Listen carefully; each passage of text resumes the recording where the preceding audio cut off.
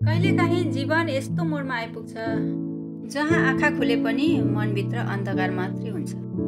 शरीर चल्दैन, आत्मा थकित हुन्छ। हरेक दिन अरूको सहारामा बाँच्नु आफ्नो शरीर आफैलाई बोझ बनिसकेको जस्तो लाग्छ। आफू बेकार, निरर्थक र असहाय महसुस हुन्छ।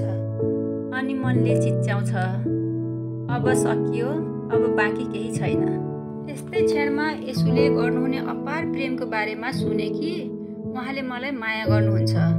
जुन समय आफ्नै मानिसहरूसँग मेरो लागि प्रेम थिएन, तर येशूले अनन्त समय प्रेम गर्नुभयो।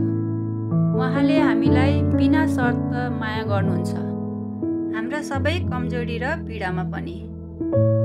त्यस क्षणमा महसुस भयो येशू ख्रिस्ट त्यो एक्लोपनमा पनि मसँग हुनुहुन्थ्यो। त्यो अँध्यारोमा पनि उहाँको नजर ममाथि थियो।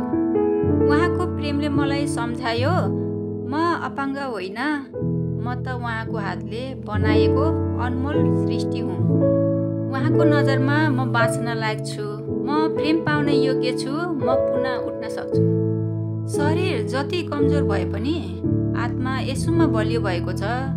स्थिति जति कठिन भए पनि उहाँको प्रेम कहिले घट्दैन। यदि तपाईँ अहिले थकित हुनुहुन्छ, निराश हुनुहुन्छ, जीवनसँग हार मानेको महसुस भइरहेको छ भने म हजुरलाई भन्न चाहन्छु कि येशूमा आशा छ। उहाँसँग तपाईँका आँसुको मूल्य छ, उहाँसँग तपाईँका पीडाको अर्थ छ, उहाँसँग तपाईँको जीवन पुनः सुरु हुन सक्छ। त्यसैले येशू ख्रिस्टमा विश्वास र भरोसा गर्नुहोस्।